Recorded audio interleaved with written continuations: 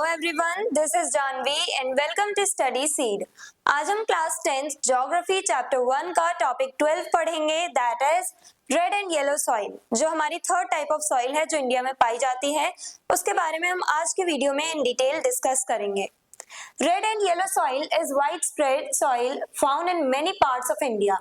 Red and yellow soil जो है ये हमें इंडिया के काफी सारे पार्ट्स में देखने को मिलती है और उसी के बारे में हम आज के वीडियो में पढ़ेंगे कि रेड येलो सॉइल की क्या कैरेक्टरिस्टिक्स हैं, किस टाइप से ये सॉइल बनती है, उसके बारे में हम आज की वीडियो में जानेंगे। तो red and yellow soil India में पाई जाने वाली एक बहुत ही ज्यादा वाइड स्प्रेड सॉइल है, यानी कि हमें इंडिया में बहुत सी जगह पे देखने को मिल जाएगी, स्पेशली सदर्न और ईस्टर्न डेक्कन प्लेट्यू वाले रीजन में।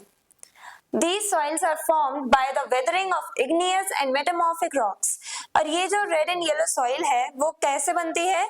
igneous और metamorphic rocks के टूटने की वजह से। तो igneous rocks वो होते हैं जब लावा जो है लावा जमता है तो जो रॉक्स बनती हैं वो होती हैं igneous rocks। और टाइम के साथ चेंजेस आते हैं, जब उन रॉक्स में थोड़े बहुत चेंजेस आते हैं तब जाकर के वो मेटामॉर्फिक रॉक्स में कन्वर्ट होती हैं। वही इग्नियस रॉक्स बाद में जाकर के मेटामॉर्फिक रॉक्स में कन्वर्ट हो जाती हैं, बदल जाती हैं। कुछ चेंजेस आते हैं उनमें, उन रॉक्स के अंदर कुछ चेंजेस आते हैं जिसकी वजह से वो कन्वर्ट हो जाती हैं मेटामॉर्फिक रॉक्स में। तो यहाँ पे हम लोग क्या देख रहे हैं कि लावा के थ्रू जो बने हुए रॉक्स हैं, इग्नियस एंड मेटामॉर्फिक रॉक्स, उनसे बनती है रेड एंड येलो सॉइल। अब ब्लैक सॉइल पे हमने देखी थी लावा रॉक्स के थ्रू बनती है। तो लावा रॉक्स जो होते हैं वो भी अलग अलग टाइप की होती हैं।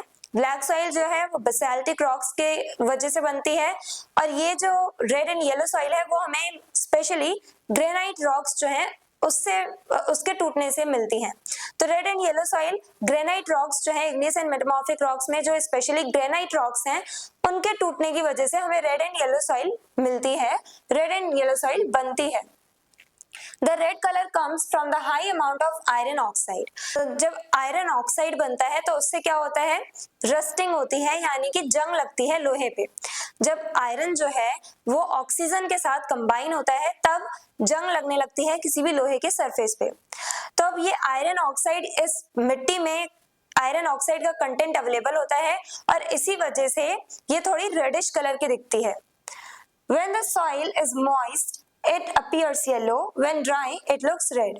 और जब ये जो सॉइल है इसमें वाटर कंटेंट ज्यादा होता है, जब मॉइस्चर ज्यादा होता है, जब ये सॉइल हाइड्रेटेड होती है तब जाकर के ये येलो कलर में हमें दिखती है। और जब ये सॉइल ड्राई होती है, जब इसमें मॉइस्चर नहीं होता, तब ये सॉइल रेड कलर की दिखती है।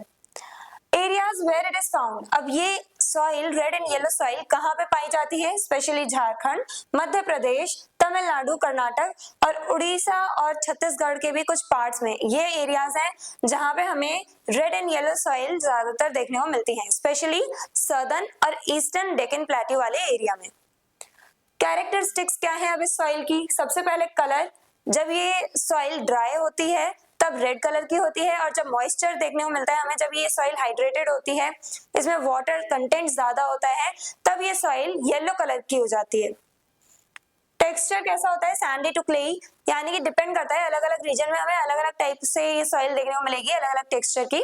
सैंडी यानी रेत जैसा इसका टेक्सचर होता है, कहीं कहीं पे ये क्लेई होती है जहाँ पे इसमें वाटर कंटेंट ज्यादा अवेलेबल होता है वहां पे। फर्टिलिटी जनरली लेस फर्टाइल, ये सॉइल जो है उतनी फर्टाइल नहीं होती है, उतनी ज्यादा इसमें क्रॉप्स ग्रो नहीं की जाती हैं जितनी ब्लैक सॉइल और एलुवियल सॉइल में कल्टीवेट की जाती हैं। Nutrients poor in nitrogen, phosphorus and humus. Nitrogen, phosphorus and humus इसकी कमी होती है, इन न्यूट्रिएंट्स की कमी होती है रेड एंड येलो सॉइल में और यही न्यूट्रिएंट्स हमें ब्लैक सॉइल में भी देखने को नहीं मिलते हैं। रिच इन आयरन, लेकिन ब्लैक सॉइल में हमें दूसरे और भी न्यूट्रिएंट्स देखने को मिलते हैं, पर यहाँ पे क्या हो रहा है रेड एंड येलो सॉइल में, यहाँ पे हमें आयरन कंटेंट ही सबसे ज्यादा देखने को मिल रहा है, बाकी न्यूट्रिएंट्स बहुत कम है। देन वाटर रिटेंशन, यानी कितनी देर तक ये वाटर को होल्ड करके रख सकती है ये सॉइल, मॉडरेट लेवल तक रहती है, यानी कि ये उतना मॉइस्चर भी होल्ड नहीं कर सकती, ज्यादा समय तक नहीं कर सकती है, थोड़ा बहुत वाटर जो है वो होल्ड कर सकती है। मॉडरेट यानी मीडियम लेवल ऑफ इसकी वाटर होल्डिंग कैपेसिटी होती है। Then pH level, pH level आपने साइंस में पढ़ा होगा, पीएच स्केल होता है जिसके थ्रू ये पता लगाया जाता है कि किसी भी प्रोडक्ट में या किसी भी चीज में एसिडिक कंटेंट ज्यादा है या बेसिक कंटेंट। तो यहाँ पे पीएच लेवल क्या है इस सॉइल का, एसिडिक। ये स्लाइटली एसिडिक इन नेचर है, यानी रेड एंड येलो सॉइल थोड़ी सी एसिडिक होती है। Crops grown in this soil, अब इस सॉइल में कौन सी क्रॉप्स ग्रो होती हैं? Cotton, wheat, groundnut, pulses, millets, potato, millets में जैसे ज्वार, बाजरा, ये सब आ जाते हैं। तो ये सारी क्रॉप्स मेनली ग्रो की जाती हैं रेड एंड येलो सॉइल में। तो हमने आज की वीडियो में क्या समझा, रेड एंड येलो सॉइल को हमने इन डिटेल पढ़ा, और उसमें भी हमने ये जाना कि जब रेड एंड येलो सॉइल में मॉइस्चर कंटेंट ज्यादा होता है, यानी कि वाटर ज्यादा होता है, तब हमें ये सॉइल येलो कलर की दिखाई देती है। और जब ये सॉइल ड्राई हो जाती है, जब इसमें उतना मॉइस्चर कंटेंट नहीं होता है, तब ये रेड कलर की अपीयर होती है। और ये रेड एंड येलो सॉइल बनती कैसे है? इग्नियस और मेटामॉर्फिक रॉक्स के टूटने से ये रेड एंड येलो सॉइल हमें देखने को मिलती है। और किस रीजन में पाई जाती है? Especially southern and eastern Deccan region में पाई जाती हैं। क्या कैरेक्टरिस्टिक्स हैं वो सब हमने आज की वीडियो में डिस्कस किया। कौन कौन सी क्रॉप्स ग्रो की जा सकती हैं इस सॉइल में, वो सब हमने डिस्कस किया।